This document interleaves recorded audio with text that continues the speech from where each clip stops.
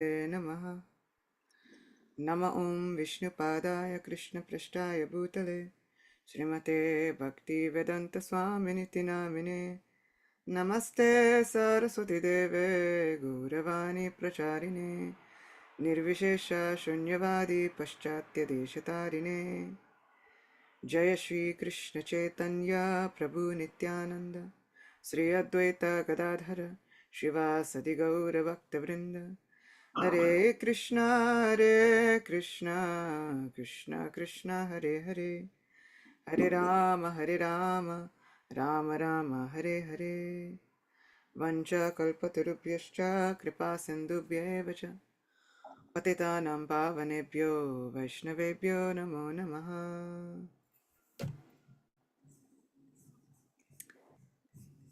So this is the auspicious Ekadashi known as Varuthini Ekadashi. And so glad to be with all of you this morning. I was kind of reflecting on so many different things while I was researching for this lecture. And in the end, I basically settled on we'll read the glories of the Ekadashi. And then for several days, I've just kind of been praying, you know what? Oh my Lord, Shishirada Govinda, Shishirada Murlidhar. Let all of the right things come out at exactly the right time. I feel like sometimes we can stress ourselves and put a lot of pressure on ourselves to this must work out in exactly the way that I think it should work out at exactly the time that I think it should work out. And with each Ekadashi lecture, I feel a blissful mood of surrender more and more, which is, you know what, Lord, whatever you desire is what will occur. That's what will happen. That's what will come out, and that's what will ultimately be the best for myself and everyone else. So, without any further ado, the glories of Varuthini Ekadashi. Sri Yudhishthir Maharaj said, O Vasudev, I offer my most humble obeisances unto you. Please now describe to me the Ekadashi of the dark fortnight Krishna Paksh of the month of Vaishak, April-May, including its specific merits and influence. Lord Shri Krishna replied, O King, in this world and the next, the most auspicious and magnanimous Ekadashi is Varuthini Ekadashi, which occurs during the dark fortnight of the month of Vaishak. Whoever observes a complete fast on this sacred day has his sins completely removed, obtains continuous happiness, and achieves all good fortune. Fasting on Varuthini Ekadashi makes even an unfortunate woman fortunate. Upon anyone who observes it, this Ekadashi bestows material enjoyment in this life and liberation after the death of this present body. It destroys the sins of all and saves people from the miseries of repeated rebirth. By observing this Ekadashi properly, King Mandata was liberated. Many other kings also benefited from observing it. Kings such as Maharaj Dundumara in the Ikshvaku dynasty, who became free from leprosy, resulting from the curse that Lord Shiva had imposed upon him as a punishment. Whatever merit one obtains by performing austerities and penances for 10,000 years is achieved by a person who observes Varuthini Ekadashi. The merit one achieves by donating a great amount of gold during a solar eclipse at Kurukshetra is gained by one who observes this one Ekadashi with love and devotion, and certainly attains his goals in this life and the next. In short, this Ekadashi is pure and very enlivening, and the destroyer of all sins. Better than giving horses in charity is giving elephants, and better than giving elephants is giving land. But better still than giving land is the giving of sesame seeds, and better than that is giving of gold. Still, better than giving gold is giving food grains, for all the forefathers, demigods, devas, and human beings become satisfied by eating grains. Thus, there is no better gift of charity than this in the past, present, or future. Yet, learned scholars have declared that the giving away of a young maiden in marriage to a worthy person is equal to giving away food grains in charity. Moreover, Lord Sri Krishna, the Supreme Personality of Godhead, has said that giving cows in charity is equal to giving food grains. Still, better than all these charities is teaching spiritual knowledge to the ignorant. Yet, all the merits one can attain by performing all these acts of charity are attained by one who simply fasts on the Varuthini Ekadashi. One who lives off the wealth of his daughters suffers a hellish condition until the inundation of the entire universe, O Bharat. Therefore, one should be especially careful not to use the wealth of his daughter. O best of kings, any householder who takes his daughter's wealth out of greed, who tries to sell his daughter, or who takes money from the man to whom he has given his daughter in marriage, such a householder becomes a lowly cat in his next life. Therefore, it is said that whoever, as a sacred act of charity, gives away in marriage a maiden decorated with various ornaments, and who also gives a dowry with her, obtains merit that cannot be described even by Chitragupta, the chief secretary of Yamaraj in the heavenly planets. That very same merit, however, can be easily achieved by one who fasts on the Varuthini Ekadashi. The following things should be given up on the Dashami, the 10th day of the moon, the day before Ekadashi. Eating on bell metal plates, eating any kind of urad dal, eating red lentils, eating chickpeas, eating kondo, a grain that is primarily eaten by poor people and resembles a poppy seed, or agrapanta seeds, eating spinach, eating honey, eating in others' houses or home, eating more than once, and participating in sex of any kind. On the Ekadashi itself, one should give up the following: gambling, sports, sleeping during the daytime, betel nuts and their leaves, brushing one's teeth, spreading rumors, fault-finding, talking to the spiritually fallen, anger, and lying. On the Dwadasi, the day after Ekadashi, one should give up the following: eating on bell metal plates, eating urad dal, red lentils or honey, lying, strenuous exercise or labor, eating more than once, any sexual activity, shaving the body, face, or head, smearing oils on one's body, and eating in another's home. Lord Sri Krishna continued, whoever observes the Varuthini Ekadashi in this way becomes free from all sinful reactions and returns to the eternal spiritual abode. One who worships Lord Janardhan Krishna on this Ekadashi by staying awake throughout the entire night also becomes free from all his previous sins and attains to the spiritual abode. Therefore, O king, he who is frightened of his accumulated sins and their attendant reactions, and thus of death itself, must observe Varuthini Ekadashi by fasting very strictly. Finally, O noble Yudhisthira, he who hears or reads this glorification of the sacred Varuthini Ekadashi obtains the merit earned by donating 1,000 cows in charity. And at last, he returns home to the supreme abode of Lord Vishnu in the Vaikunthas. All glories to Varuthini Ekadashi. I like to read the glories of this Ekadashi, and then I also like to look in the chat section, because usually that's where everyone is already freaking out about all of the things that they did or did not do. And some are like, but what if I already brushed my teeth today? Like, what happens?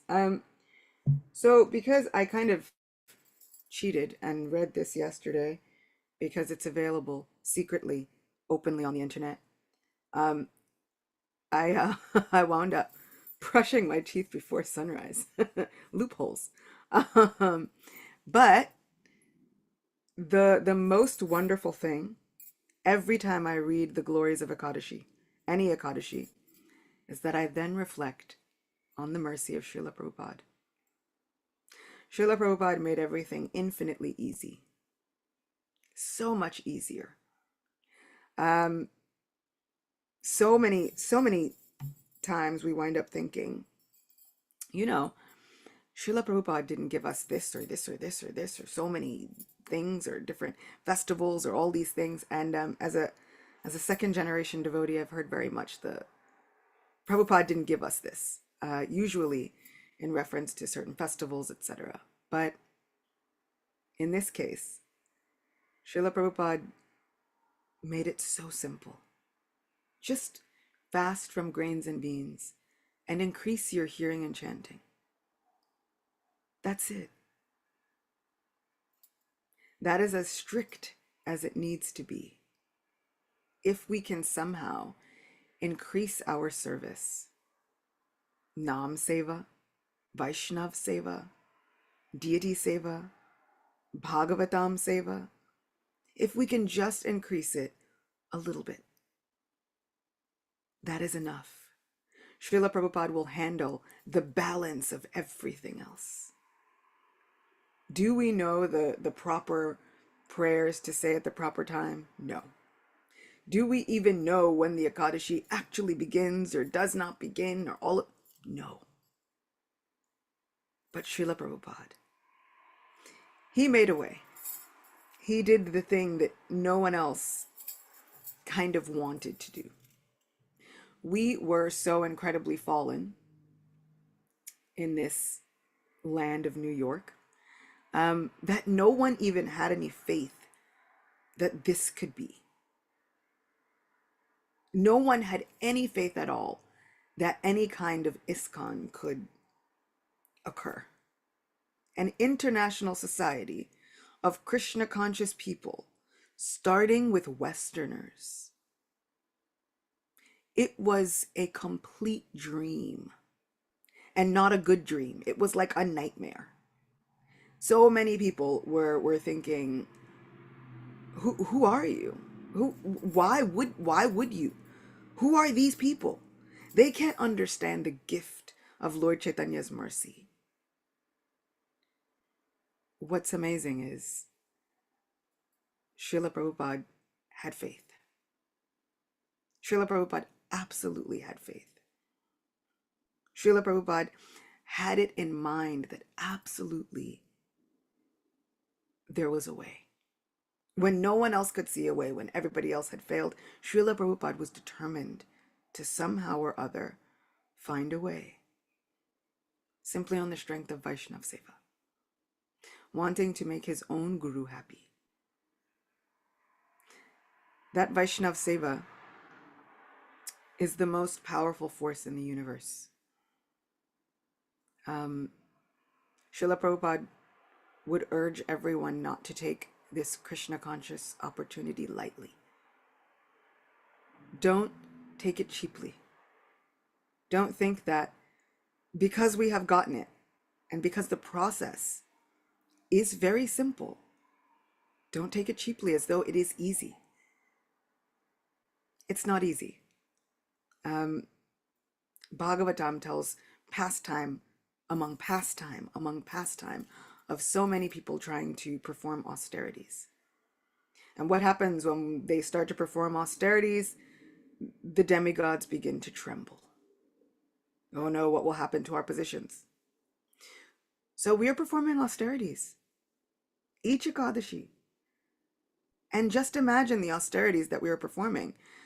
This Ekadashi, fasting on this Ekadashi gives the same merit as one performing austerity for 10,000 years. Our lifespans are not even that long, but it's okay. We have the benediction in Kali Yuga. No longer do we have to perform austerities for 10,000 years. Now, simply for 24 hours.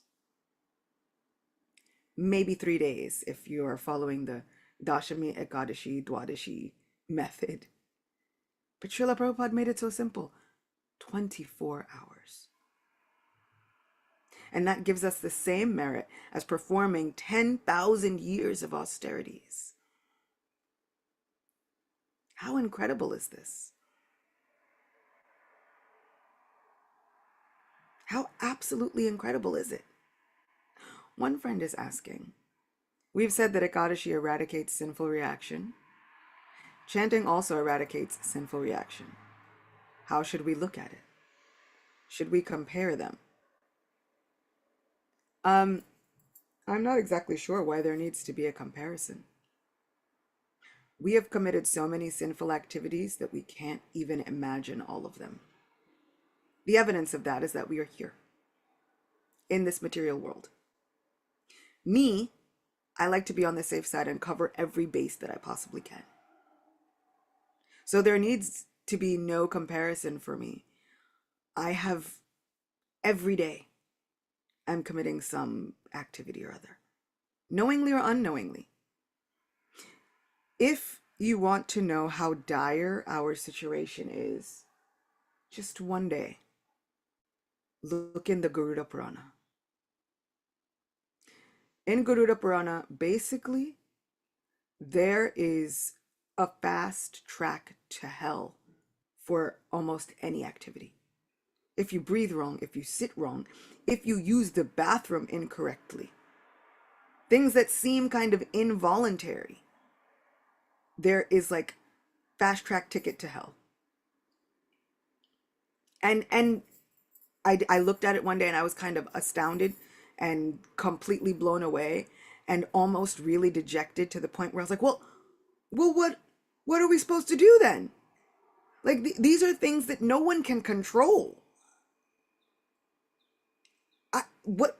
And just to put it into perspective, as for like things that no one can control, Garuda Purana states that it's like, if the stream of your urine comes out in a broken formation or slightly tilted, something or other, it's like there's a fast track to hell. And I was like, for that?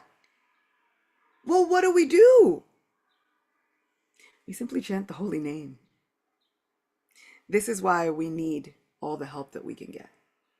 We don't understand how dire our situation is. Srila Prabhupada said that, sometimes people think, oh, it's okay, I don't have to focus now. I can give a little, and then, I'll take another human form of life, and then I'll get it right next time. Srila Prabhupada said, do not take that chance. Because between one human birth and the next, there could be millions of years. Not only could there be millions of years, but you don't know where you will take birth. There are more Earth planets than we give credit for.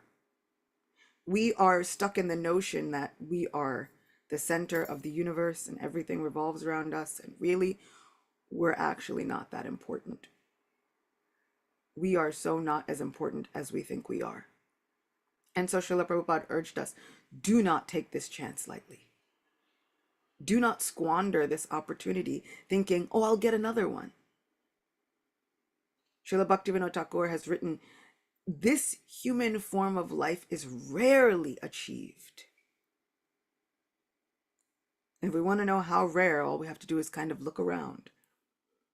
There are so many life forms around us all the time, including those that we can't even see. And so sometimes we have to remind ourselves that, one, we're not the center of the universe, and two, just because the process is made simple doesn't mean that we should take it cheaply. That it just comes again and again and again and again. There are spirit souls who have waited for an entire day of Brahma simply to somehow be in contact with Krishna consciousness the way Sri Chaitanya Mahaprabhu has brought it. Millions of years waiting just for one opportunity. I can't even fathom it. But I don't want to squander it. Who knows how long we've been wandering, looking for this Krishna consciousness. And we've all been looking for it. I know for a fact, if I wasn't a devotee, I would probably be a very frustrated freedom fighter or something somewhere. Because the state of this material world really hits the heart deeply. And we feel like, well, I have to do something. I want to do something. There's so much. There's injustice. There's oppression. There's so much going on. And I would be frustrated because I can't stop it. I can't permanently change this place. However, the holy name gives us solace. Krishna consciousness gives us the solace that we are desperately searching for. Like the rays of the full moon giving the nectar that we are always seeking, says Sri Chaitanya Mahaprabhu. Bhima Prabhu, please tell me something.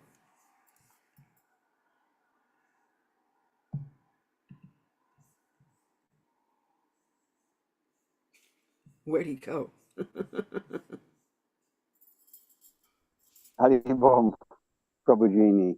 I also am one of those people who listens to the list of things to do and not to do and throw my hands in the air.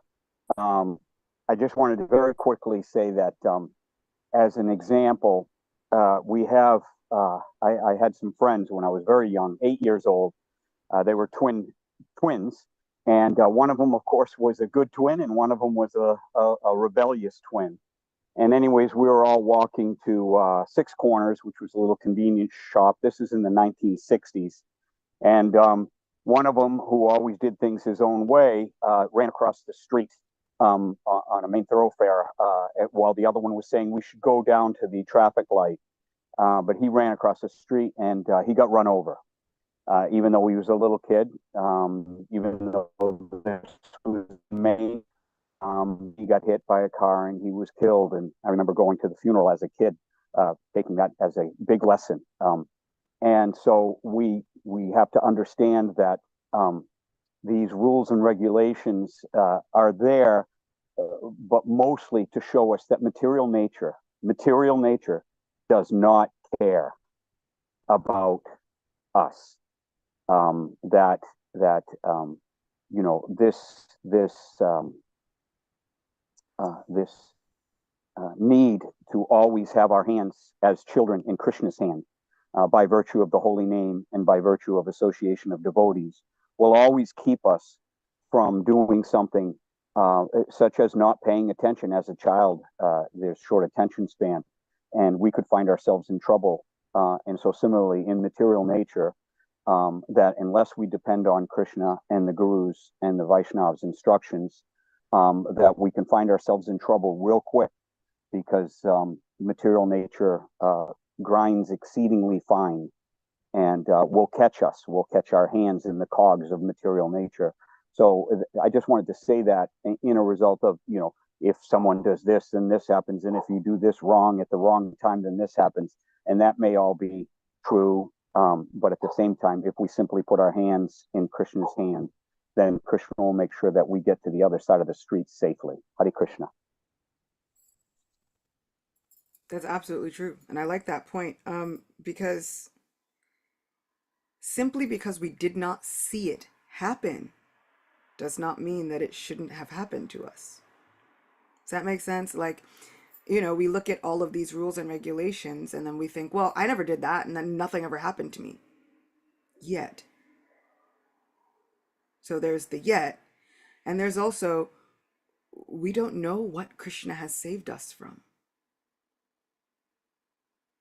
And that not knowing Krishna's guidance and his hand over our lives can sometimes breed a little bit of an arrogance in our souls. We start to think that we are untouchable. But what we don't realize is that we have been sheltered and protected and shielded by Krishna at every single moment. Things could be very, very different for us in this life and after it. You know, we might think, yeah, but like, why do it at all if there are so many rules and regulations? Follow it to the best of your ability. And Sri Krishna promises us, of course, in Bhagavad Gita, one of my favorite verses is, in this endeavor, there's no loss or diminution. And a little advancement on this path is enough to save one from the most dangerous type of fear. The most dangerous type of fear. One of those fears for each of us sometimes is the fear of the unknown. What happens? What if we're all wrong? What if it's all right? Oh no. Krishna consciousness is enough to save us from the most dangerous type of fear. And simply because we have not seen every dangerous situation does not mean that one, it doesn't exist, and two, that it wasn't meant to come upon us and that we were saved. But from the constant saving, we get a little arrogant. And then we get a little mean-spirited toward our dear friend Sri Krishna. Because he didn't give us exactly what we wanted when we wanted it. Not counting, never thinking of the innumerable times that we've been shielded. When we may have been at the wrong place at the wrong time, and somehow or other, everything was turned around. There's one small pastime. At the end of the Govardhan Lila, when Krishna was lifting Govardhan Hill, all of his friends were underneath the hill. He said, the waters have receded, the flooding has stopped, the rain is gone, everyone return home. Krishna's friends looked at Krishna and they said, Krishna, you leave first. Krishna said, no, it's okay, you all go. He said, no, you're our friend, we're no less strong than you, you go. Some of his friends were saying, we were holding up the hill with our strength. Madhumangal was very proud of his Brahman Tejas, his Brahminical power. He says, I've been holding up this hill for so long with all of my Brahminical prayers. Krishna, you go. Krishna looked at Madhumangal. He said, Madhu, I don't think this is a good idea. Madhumangal said, of course, I'm doing everything. I'm strong enough. Krishna, you go. I will put down the hill myself. Krishna said, are you sure? Madhumangal said, absolutely. And so Krishna said, all right. And it says that he only shifted like the effulgence of Govardhan Hill. Not even the full hill. Just a little shift of the hill. And all of the boys fainted from the weight of this Govardhan Hill. When Madhumangal regained his consciousness, he began to yell at his friend. Krishna, you didn't tell me? I wasn't ready. You didn't even count to 3 or anything. You know what? For this kind of insolent behavior, I'm leaving. You put down the hill yourself. Sweet story. The cowherd boys are full of hasyaras, they're full of laughter. And Madhumangal is very adept at making Krishna laugh. But this is us. We're saying, Krishna, I got it. I can handle it. I can do it all myself. Krishna knows we can't. Are you sure? It's kind of a bad idea. No, I've got this. I can handle material nature. Just thinking, but this is my own energy, my own potency. No, Krishna, we've got it. Okay. Then he shows us a glimmer of an effulgence of what that could be like. And then we turn on our friend immediately. After, of course, the fainting. Because usually we faint, we get amnesia, we forget everything. Oh, Krishna, you've never done anything good for me ever in my life. I can't believe you're like this. This is us. Krishna, do everything yourself. That's it. Can we stay with Krishna? Can we maybe turn that mindset around on ourselves and remember that we've been shielded so much. We have been under such shelter and protection. We have to make sure that we do not forget how much protection we have had. So, someone in the chat is asking, on one side, we are not to take the chance lightly of this human life and definitely are to take it with gratitude for the possibility of advancement and returning to Krishna. And yet also, isn't the mood of a Vaishnav that the Lord is always with us, that his arrangement is perfect wherever we end up? Srila Prabhupada was referring to another birth on earth or even in hell with a sense of joy for continued service. The problem is, if we're taking it lightly, then we are not also simultaneously saying, but you know what, Lord? Wherever you are, that's where I want to serve you and the Vaishnavas. Usually we're focused on enjoying our senses. So for those devotees who say, I will go to heaven or hell wherever you need me to serve, my Lord, I will do whatever you need me to do, those are not the people who are taking their births lightly. Those are the people like Jesus. Those are the people like Srila Prabhupada, people who did not have to be in a material condition of life, but did so because service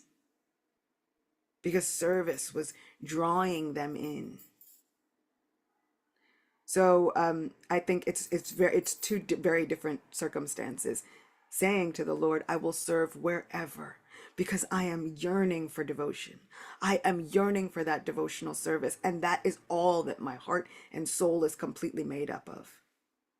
Versus the people who think, yeah, I'll chant tomorrow because I have another day. Or I will be spiritual later because I'll get another human birth. I'm a good person. It's fine. I'll take care of it later. So those two are not the same. But yeah, we have to be incredibly careful. And then, in researching for this class, I was kind of thinking, where is this going to lead? Which I'm glad so many people had questions, because it gave such a chance to hear from everyone. But I was thinking, where is this going to lead? And then I just started thinking, Ekadashi is one of my favorite days. And it's not like you have to wait a long time for the festival to come around. You can have a festival every 2 weeks on Ekadashi, just because our Lord is so supremely, infinitely merciful. And we have devotees and Vaishnavis that are so intensely merciful that they say, I will take care of everything. I will change everything for you. The workings of the entire universe I will change for you. Just honor me on one day. This is the mercy of the Vaishnavas. And then I thought, what if I went about my Krishna consciousness not trying to rush to the end goal? What if I engaged in each Ekadashi fast, not trying to rush the sunrise for the next day, rushing toward Dwadasi so that I can be done with my tapasya? But what if I was able to relish each moment, being completely present with gratitude in my heart, thinking, this day, maybe this day was not promised for me. What if I was not supposed to make it to this day, but here I am on this Ekadashi? What incredible gratitude would I have for the holy name? What incredible gratitude would I have for Ekadashi Devi? What if she had not advented? What if she had not decided, let me do something to make the lives of the Vaishnavas better? What if I could stay in that mood of serving Ekadashi Devi and enjoy this Krishna consciousness? Enjoy that day. Enjoy the tapasya. What if, while chanting, and later on, I'm co-facilitating a japa marathon at the Bhakti Center in person. So I'll be running from this morning lecture to do a few things and then run to the Bhakti Center. What if I chanted not with rushing it to try and, I just want to hurry up and finish my japa? What if I relished each round as a conversation with my dear friend? The holy name. The friend that has saved my life. What if I truly understood the precarious nature of my situation here? The gravity of it all. And in that mood chanted with extreme gratitude. Not trying to rush through each round, but simply be with each mantra. Understanding that every single mantra changes our complete fate. What if I did not read through Bhagavatam thinking, oh yeah, but my goal is just to like finish it. Let me get it done, 12 months, finish Bhagavatam. What if, like Sri Chaitanya Mahaprabhu, I had a favorite story and he would say, tell me again, recite it again. They say 100 times. He would hear the stories of Prahlad and Dhruva before going to the next. 100 times. You ever have a favorite movie that you watch and re-watch, or a favorite song? I'll get like a favorite song of the year sometimes. And I feel like I'll listen to that song a lot that year. And Spotify likes to tell me which songs those are at the end of the year. But like, what if we picked a favorite story for a year?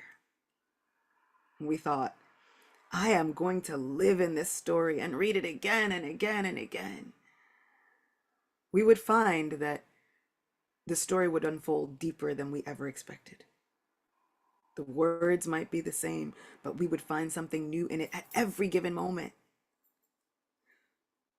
Are we giving ourselves the opportunity to be present in our Krishna consciousness?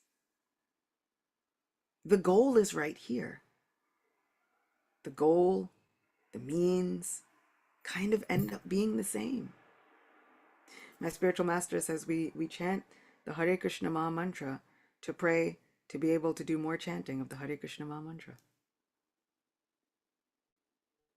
Gratifying our senses in terms of devotional service is actually the way in which we are supposed to gratify our senses. It's kind of impossible for us not to look for a way to gratify our senses.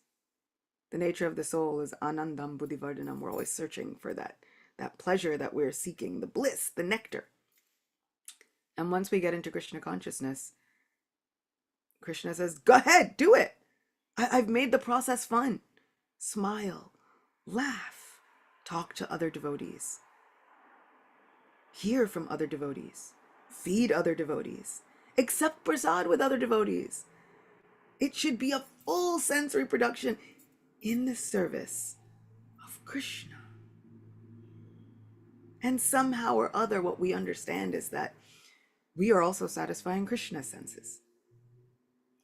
I was reading, and I think Govinda Maharaj had put up a quote recently, kind of reminding, and I'm a person who kind of, I like tapasya. It's a very strange thing. I like tapasya, like people like to go on like hikes and mountain climb, and I don't really like to mountain climb or hike unless it's Govardhan Parikrama. But I do like a bit of tapasya. And what they were saying was, sometimes if you are unnecessarily performing harsh tapasya, not only are you depriving yourself of nutrients and energy, but you're also depriving your super soul. And I was like, oh. And so sometimes I do have to remind myself, like, feed your Paramatma, Acyuta. Like, we do the things, and sometimes we get in a mood of, and I know I can get in a mood of like arrogance of thinking, it's nothing for me. The fasting is nothing. Yeah, but now are we fasting for Krishna's pleasure or my own? Is it for my ego to be able to say, I can do this? Has it? No problem. Now what can we accept for the service of Krishna? Now can we accept the service of feed your body because your Paramatma is there? Can we eat as a service to Krishna? It is said that Krishna gave Sudama, who was a very poor Brahmana, he gave him wealth because he could understand that there was some subtle pride that Sudama felt in his own renunciation. He knew his renunciation, and then he thought, I don't need it. I don't need the wealth. But there was some subtle pride there, and Krishna knew that that subtle pride could be the thing that takes him away from devotional service. And so Krishna gives him all the wealth. Can we accept that in devotional service? The Lord gave Prahlad an entire kingdom. Dhruva got an entire kingdom.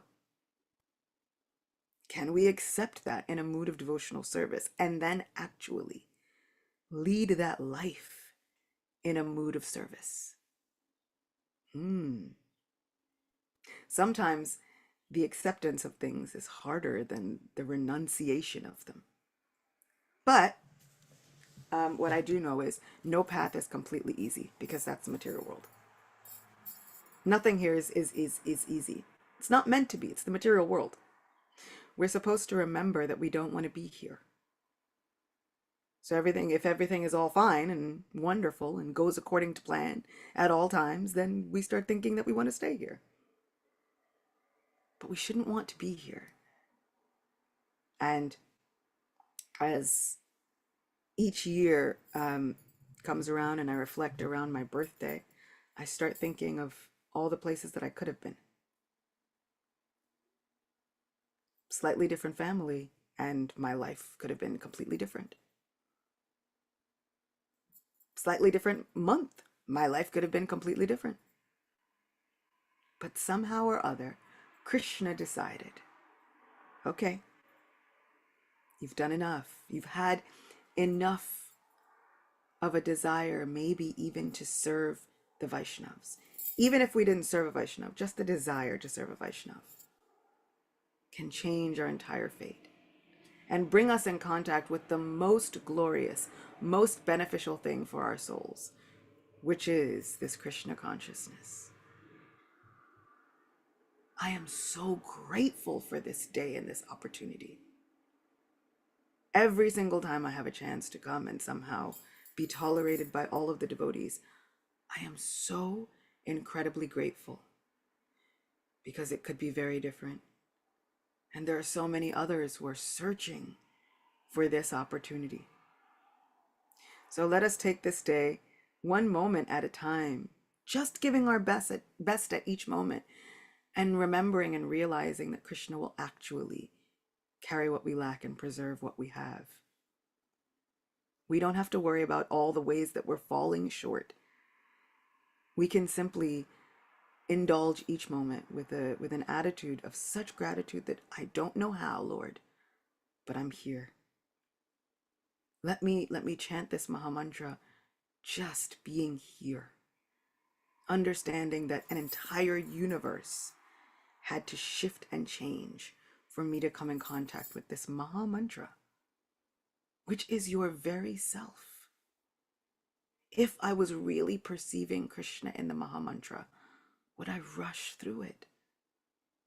Or would I think, finally, I'm in the presence of my friend. I've been yearning for this for so long. Somehow or other, I'm finally here. So that's what I want my meditation this day to be, as I try and facilitate the chanting of the holy name. As I try and gather together with everyone to chant some extra japa. We'll be chanting from about 11 a.m. till 6 p.m. Lots of hours to get some extra japa in. So I hope that if you're in the area, you'll come join us. Also, before I turn it over for questions, I'll just Hare Krishna, Krishna Krishna, Hare Hare, Hare Rama, Rama Rama, Hare Hare. I'm so grateful for each and every one of you Vaishnavas. Thank you, thank you, thank you. Srila Prabhupada ki jai, Ekadashi Devi ki jai. Acyuta Gopi, Devi dasi ki jai. Temple room, is it darshan time? Ekeshwar? Yeah. Yashoda Dulal Adi. Draupadi Purusha, that's his full name, Draupadi. Unlimited, sorry. Unlimited Apin. You're not glorifying Krishna Adi Purusha Prabhu. What's going on?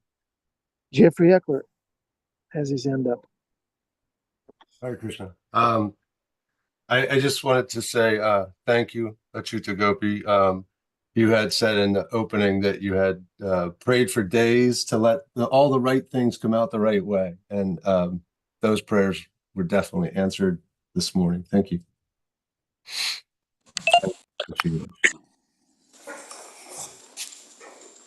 I can't tell you what that encouragement means to me. So thank you.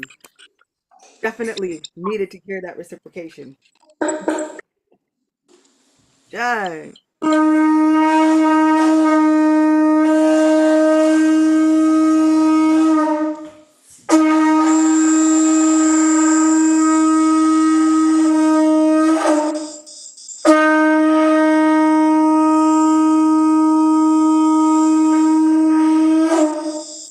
Jai Shishidadha Murlidhara ki Jai.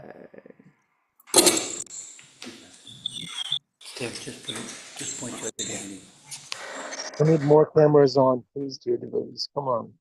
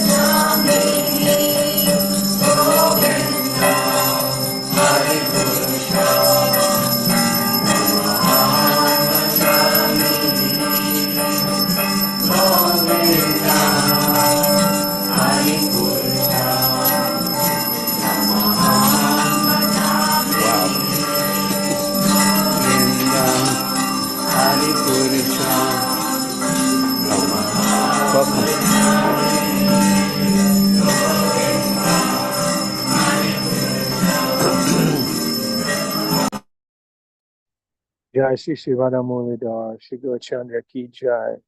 The feet and socks of the devotees Ki Jai. Acyuta Gopi, wonderful class.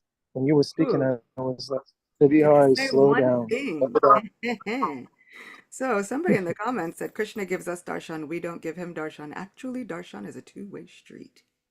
We do give him darshan. We go there to see Krishna and then to be seen by Krishna. And then Sachinandan Maharaj was also saying that when we go and we allow ourselves to be seen by Krishna, there is a medicinal quality that the glance of the Lord takes on. And as the Lord glances at us at the time of darshan, it actually has healing effects and properties. So actually, we kind of do give darshan. It's important for us to be there for the Lord to see us. Otherwise, how can we heal? Healing glance of the Lord. Thank you, Acyuta Gopi. Okay, let's do a quick afterglow. Acyuta Gopi, do you have a few minutes? Yeah, great. Okay, would anyone like to say anything in glorification of Guru and Krishna? You can glorify Acyuta Gopi if you like. She'll pass it on to the Guru and Prabhupada and Krishna. I give everything to Nitai. Yeah. Hare Krishna. I was I really appreciated the comment that you made. We have personally committed so many sinful activities that we can't even imagine all of them. And I was thinking about the realistic, practical application of that. And then I started to realize how true that statement is. It's it's it's overwhelming to think about how many times in a 45-minute period that happens, let alone over the course of a lifetime. And it really puts into perspective like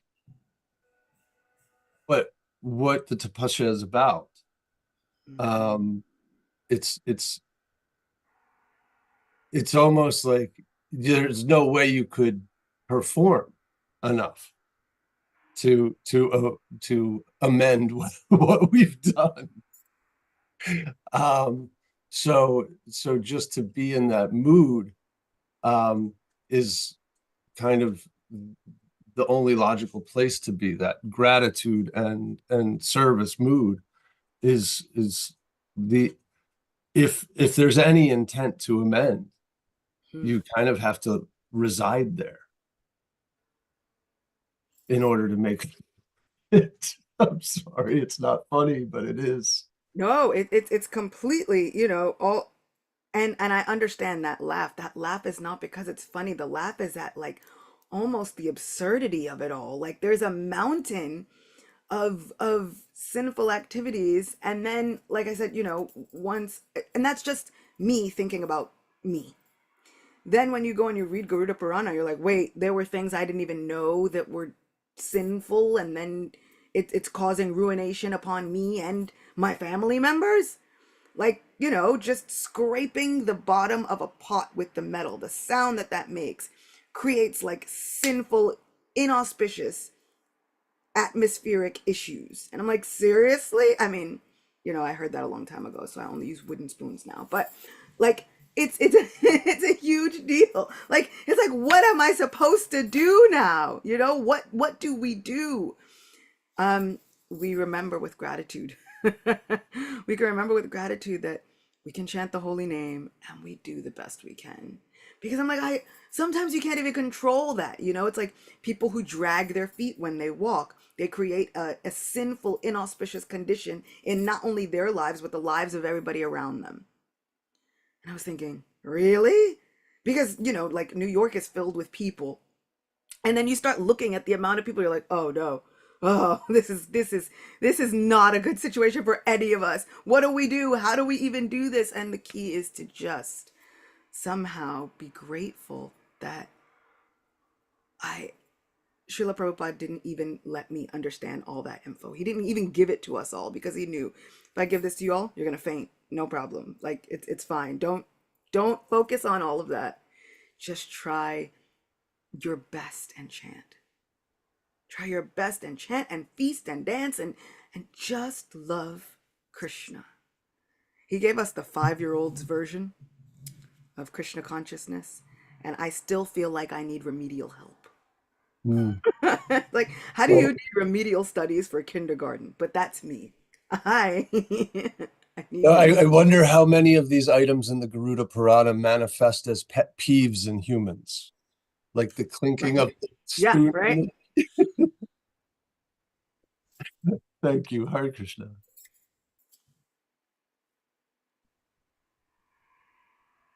Nima, Prabhu? Haribo, I was just going to lower my hand because the Acyuta Gopi covered it. It is also very simple. All we got to do is chant, dance, and feast in reality. And of course, our chanting is made more purified by our following of the 4 regulative principles. And that's all that was ever asked of us. Prabhupada said we're guaranteed to go back home.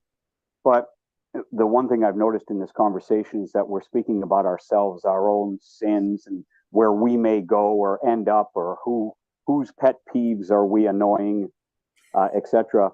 But I would say, and I struggled with that when I was alone, so to speak, in Krishna consciousness, thinking, oh, if I do this, then that will make it better. But then when I became involved in a preaching mission, so to speak, and was given something to do in Krishna's service, something to do in Prabhupada's mission that was related to reminding others of who their best friend is, who is the reservoir of all the love that we're all seeking in this world. That if something that we do in our day, distribute a book or tell someone, or go on Harinam, or talk to someone on the side, even being kind, if someone knows that we're a devotee and they see our kindness without doing the preaching, they see our kindness, they see our magnanimity, they see our generosity of spirit, that these things, I would say, negate any amount of clinking of glasses or dragging of feet, or even the eating of grains on Ekadashi. I know that's a bold statement for me to make, but I truly believe that if you go out of your way to talk to somebody about Krishna, reassure somebody that they have someone within themselves that will always be there for them through thick and thin, through all the fear, through all the Kali and Kali Yuga, that if we do that, and it's such a simple thing, because if we pray it when we chant the Maha Mantra, we actually pray for this, for Krishna to arrange for us to engage directly in his service, and that service, the essential service, of course, is reminding others that all these other things, that we don't have to worry about it. We don't have to worry about any of this, because if we just simply remind someone that if they put their hands in their Father's hand, he will guide them safely across the street, and we'll have to worry about the car coming out of the blue called material nature, that will, undo us. Hare Krishna. Absolutely. And, this one Ekadashi says, still better than all these charities is teaching spiritual knowledge to the ignorant. And I'm sure that, it's there for a reason, definitely there for a specific reason. I do think, though, that sometimes we get very caught up in the rules and the regulations without ever realizing how Krishna has made a situation where we automatically start following the rules and the regulations. And so, do we think that we would give our service and our time and our heart to Krishna and telling others and reminding others about our best friend, and then Krishna is not going to make some arrangement for us on Ekadashi? Of course he will. Now that comes to being in the mindset of the Brijbasis, the Vrindavan Vasis, which is, well, I've been doing all of this for my Krishna, and sometimes do we have the faith that a child has, and we say, oh, my friend, I'm so hungry, please do something and make some arrangements for me. And it happens. I've seen it happen. I've prayed that prayer myself. Like, sometimes I've been there like, you know what, Lord, I have no idea what's going to happen today, but I know that you're in charge, and so please do something. And somehow or other, all the arrangements are made. But it goes into the reciprocal nature of Krishna, and we can rest on that.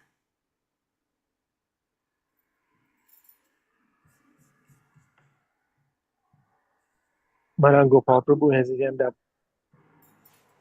Hare Krishna, I want to offer a word of appreciation for Acyuta Gopi Devi's absolutely brilliant and inspiring class. Thank you. And I also want to highlight the point that I appreciate very much, the how Srila Prabhupada simplified so much for us. He said, okay, there's so many different rules and regulations, but for Ekadashi, just avoid grains and beans and try to increase your spiritual or chanting. And I was reading a conversation that Prabhupada was having with Tamal Krishnamar, and Tamal Krishnamar is saying, so Prabhupada, so I'm thinking, like, all the initiated devotees on Ekadashi should do 25 rounds, right? That'd be good standard. And then Prabhupada said, what do you mean, initiated, not initiated? It's all, doesn't matter. He said, but yeah, but it's a good standard. Prabhupada said, our standard is 16 rounds. He said, okay, if you chant more, it's very nice, but our standard is 16 rounds. So the conversation, Srila Prabhupada made a point. He's saying, we don't need to, like, for Ekadashi, invent new standards that'll then later become, our ISKCON global thing. So the ISKCON global standard framework has been provided by Srila Prabhupada. And he has kept it intentionally simple and extremely powerful. And because his standards are backed up by his brand, this is my, A.C. Bhaktivedanta Swami standard, and therefore ISKCON standard, then we don't need to be scouring the scriptures to kind of upgrade or create new standards, which is what was, even at that time, devotees were trying to do and ask Prabhupada if they could do it. So that's something for us to keep in mind, that, we don't need to get so like worked up or afraid of all these different things, especially when we read it and start freaking out. Like you were explaining, Acyuta Gopi, you're explaining that, we don't need to worry about all these things. And I think that's an important aspect of niyamagraha that we need to embrace. Niyamagraha means not following the rules and regulations. That's not good. But also like just looking for rules and regulations, just following them for the sake of and not understanding them. And since Srila Prabhupada is kind of ensconced and created a baseline standard for everybody, we can rest assured and be confident that we're not missing out on anything, and therefore, chant with confidence and serve Prabhupada with confidence. Just want to make that point. Thank you. Hi, Krishna. Can you hear me? Okay. Yeah, we heard a similar conversation where one devotee was saying, Prabhupada, in India, they chant 64 rounds on Ekadashi. And Prabhupada said, no, 16 rounds. But Prabhupada, in India, they chant 64 rounds on Ekadashi. Prabhupada, no. If you want to be my disciple, chant 16 rounds and then vigorously preach. This is the Hare Krishna movement. If you want to be my disciple, my feet are moving. Chant 16 rounds and then vigorously preach. It's not just simply, avoid, encumbering yourself with a lot of concocted extensions. But don't forget that we're here to give Krishna consciousness to others, not just to be Krishna conscious, but to give it.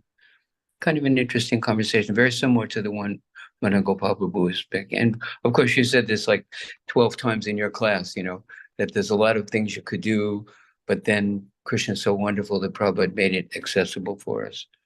All glories to Srila Prabhupada. Sorry to talk so long. No. All glories to Srila Prabhupada. And, I just also want to let devotees know, don't be surprised when later you are surprised and you find the contradictory statement. When somebody says, 16 round Srila Prabhupada, and he says minimum.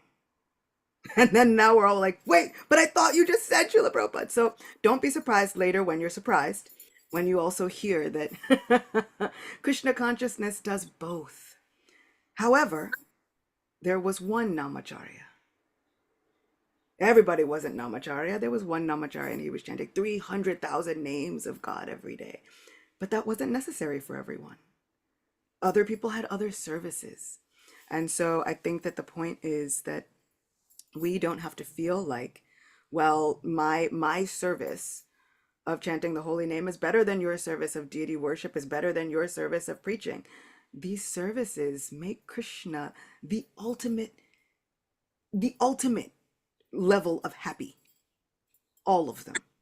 Which is what I love. They say any one of the 9 processes of devotional service is enough. Hearing, chanting, even just constant remembrance. If we can perfect just one, it's enough. So I love that everywhere we turn, Srila Prabhupada is telling us it's enough. Don't get too bogged down. Don't get too distracted, because then the next thing we know, we're following all the rules and the regulations, and then we miss Krishna when he shows up and asks for food at one of our sacrifices, like the poor brahmanas in Krishna book and in Srimad Bhagavatam. However, the Yagyapatnis were ready. So we don't want to get too bogged down in the rules and regulations. We don't want to get too lackadaisical with the rules and the regulations. So then we're like, well, where's the sweet spot? What do? We take shelter of Srila Prabhupada. And we pray about our precarious situation, understanding that at every moment we're confused.